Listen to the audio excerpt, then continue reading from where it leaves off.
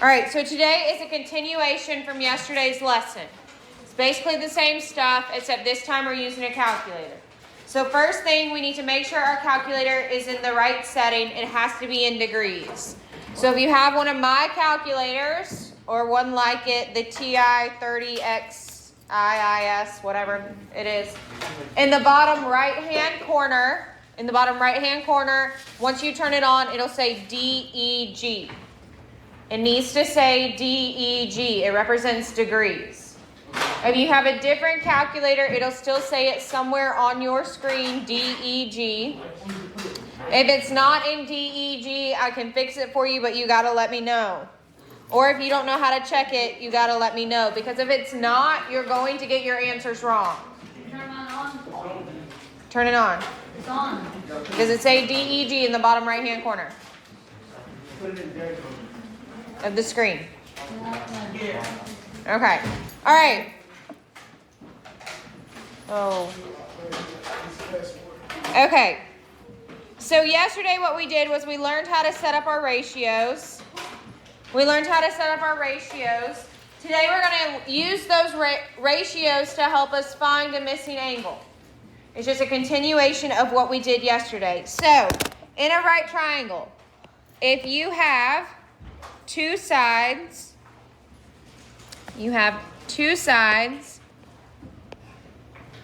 I want my pen work. If you have two sides, you can solve for either of the acute angles. You have two sides, you can solve for either of the acute angles.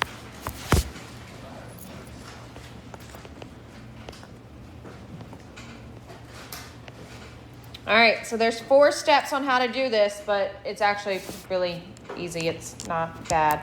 All right, so number 1, we start out just like we did yesterday. You label your triangle. So label the triangle. We're going to label with opposite, adjacent, hypotenuse. Opposite, adjacent, hypotenuse. Then we're going to identify what trig ratio. It's okay, it's going to stay up on the board. Which trig ratio to use. So are you going to use sine, cosine, or tangent? Today we are only using one of them. Yesterday we set up all 3. Today we are only using one of them. You're going to set up an equation. That's the same thing we did yesterday. Yesterday all we did all day long was set up an equation. So you can set up equations. And then you're going to use the inverse trig ratio to solve. The inverse trig ratio to solve. And then just a reminder that theta is a variable for an angle. Its symbol is an oval with a circle through it. But sometimes on this worksheet they'll use x as well. All right.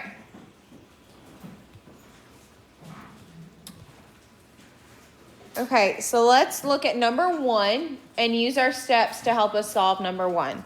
So first thing I'm going to do is I'm going to identify my missing angles. So that's up here in that top corner. In the top corner, that's my missing angle. Then I'm going to label my triangle accordingly. So across from my right angle is the what? Very good, the hypotenuse. To be adjacent means to be next to. So the one that is next to my angle is right here. That's my adjacent side. And the one that's left over is the opposite. Very good. All right, so we've completed step 1. We've labeled our triangle. Oop, why did it rotate? There we go. We've completed step 1. We labeled our triangle. Step 2 is identify which trig ratio to use. So first we're going to look up there and see which 2 sides was I given. So which 2 was I given? Yeah, the hypotenuse and the opposite, right? That 10 and 7 are at the hypotenuse and the opposite. So which trig ratio uses opposite and hypotenuse? Sine. Very good. Some old hag, right? Sine. Okay, so we've got sine of theta equals my opposite over the hypotenuse, which is 7 over 10. So this is just the same thing we did yesterday, right? Just setting up those ratios. Not quite, but almost. We're so close. All right, so we did step 2. We identified which ratio we needed. We needed sine. Step 3, we wrote our equation. That is the equation. Step 4, we used the inverse trig ratio to solve. The inverse trig ratio. All that means is that it's sine inverse, sine to the -1, sine to the -1. Then you need to use parentheses, and we're going to move our fraction over here by sine inverse. So you're just moving your fraction over by sine inverse. And then that's going to equal our missing angle. Equal our missing angle. All right, from here we use our calculator. So in your calculator, you have one of mine, or one like mine. Do you see the row of buttons that's like, okay, you see 7, 8, and 9. And then the row of buttons that's right above it where it's like x, -1, parentheses, whatever parentheses, right? The row right above that where it's sine, cosine, tangent. We see that? Okay, sine, cosine, tangent. Above sine, cosine, and tangent in blue, you see sine inverse, cosine inverse, tangent inverse, right? All right, we need to get to those buttons. Do we know how to get to those buttons? What do you do? Second, so to get to our blue buttons, you've got to hit second. Then you pick which one we want. So which one do we want for this problem? Sine. Very good. So it should give you sine to the -1 with a parenthesis. Do you see that on your calculator? Yeah. And then you do 7 divided by 10 and then hit enter. What'd you get? 44.42. Beautiful. So theta equals, for this worksheet, we're rounding to the whole number. So what is that rounded to the whole number? 44. Very good. 44. That's your answer. We've worked through the whole problem. Yesterday was easier. All right, so let's vote with our thumbs. Thumbs up. Easy, easy, easy. Don't need me. In the middle, I'm starting to understand, but let's do a few more example problems together. And then thumbs down, we just have no idea what's happening. Nice. I'll take it. Okay, so I've got several thumbs in the middle, so let's work another example problem. Does anybody have any specific questions before we work another problem, or is it you just need to see it again? I need to see it again. You just need to see it again? Okay, that's fair. All right, so let's look at number 2. So the first thing I want to do is identify my reference angle or circle my reference angle or whatever. So that X is my reference angle. Then we're going to label the triangle just like what we did yesterday, right? There's no change from what we did yesterday. Draw your arrow from the right angle. This is my hypotenuse. And then Which one's the adjacent? one next to the angle. Yeah, the one next to the angle. Very good, Sawyer. So which one is that? 4. Yeah, the 4. Which means the other side is my opposite. Very good. Okay. Now, which two sides was I given? The opposite and the adjacent. The opposite and the adjacent. Which trig ratio uses opposite and adjacent? Tangent. Tangent, right? So tripping on acid. Tangent. Opposite, adjacent. So we're going to say tangent of x equals, opposite is 8 over adjacent is 4.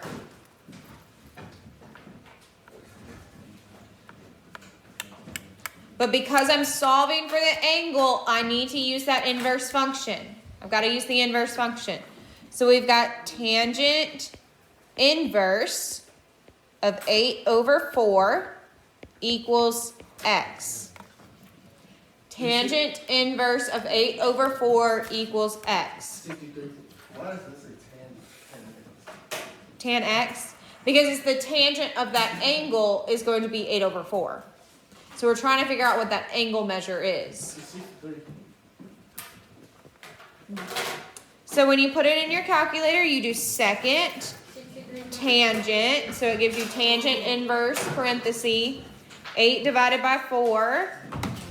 So that's going to be 63.43494882. But we want to round to the whole number, so that is 63. There you go. Dylan, what's your question? So how do you know whether to use sine or tangent? Sine, tangent, or cosine? It depends on what sides you're given. That's why we label our triangle first. So depending on what side you're given is which one you're going to use. So here, because I was given opposite and adjacent, I know my trig ratio that uses both opposite and adjacent is tangent. Because the other two have to have the hypotenuse, right? And since I don't know the hypotenuse, I can't use it.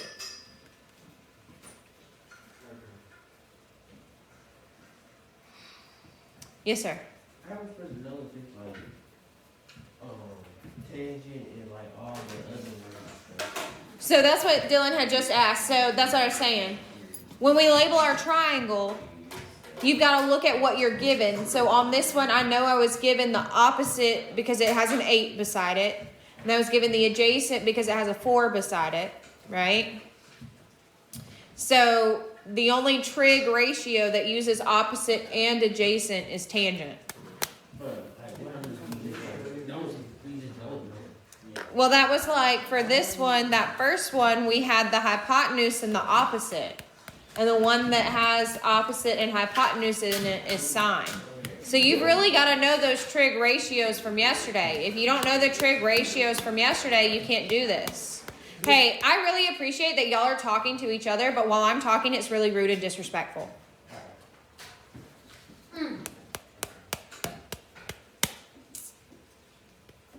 The student asked a question, and I was trying to be helpful. So I need you to stop talking. So it depends on what you're given. What you're given will let you know which trig ratio you need to use. Yes, sir. Are you sure? Okay. So for number 1, I wasn't given the adjacent side, so I can't use any trig ratio that has adjacent. Because I would have nothing to put in there, right? And I'm already missing my angle. So let's work through another one together. Let's look at number 3. Number 3. The first thing you want to do is identify that reference angle. So that's right here. I'm going to label my triangle. The hypotenuse is located where? Very good. Across from the 90-degree angle, so that's my hypotenuse. The adjacent is located where?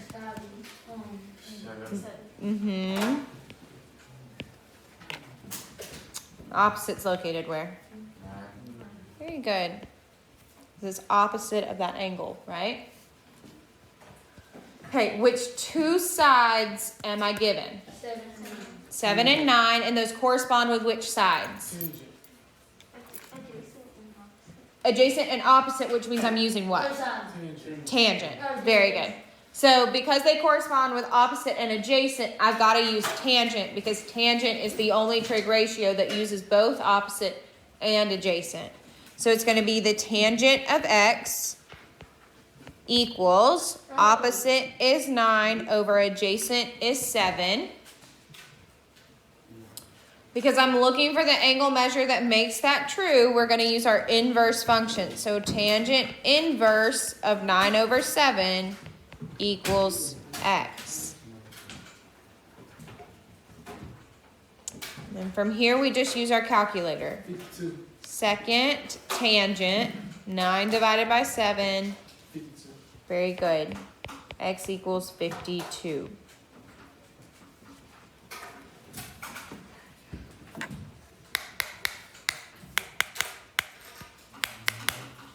All right, let's vote with our hands. 1, easy peasy lemon squeezy. 5, difficult, difficult, lemon difficult. Where are we at? 1 is easy. 5 is difficult. Cool deal. All right, so what I'm going to do is I'm going to work through one more. I'm going to work through one more, and if you need me, pay attention. If you don't, you keep going, but we are not to be disrespectful and talk while I'm talking. Your checkpoint is the last four of this page. The checkpoint is the very last four of this page. Yes, sir, Alex, what's your question? Like, you said, how can we remember everyone? So you can either use SOHCAHTOA, which is an acronym, so it means sine, opposite hypotenuse, cosine, adjacent hypotenuse, tangent, opposite, adjacent. Yes, or you can say the other one. Some old dead Hag. True of it. Nope. Some old hag came around here tripping on acid. Very good. Wait, what is And like, how you supposed to know, like, which one, like, the opposite? Because it depends on what letter the word starts with. So if it starts with an O, then it's opposite. All right, so I'm going to work through number 4. So this is my reference angle. I label my triangle. This is the hypotenuse. This is the adjacent. This is the opposite. I am given the adjacent and the hypotenuse. So the one that matches is, Cosine. very good, cosine, because it's opposite, it's adjacent over hypotenuse. Cosine came around here. Use cosine inverse of 5 over 12. And then you just put it in your calculator. So theta equals 65. All right, so you are expected to finish the back page of this worksheet, and your checkpoint will be numbers 5, 6, 7, and 8. So just upload a photo of 5, 6, 7, and 8.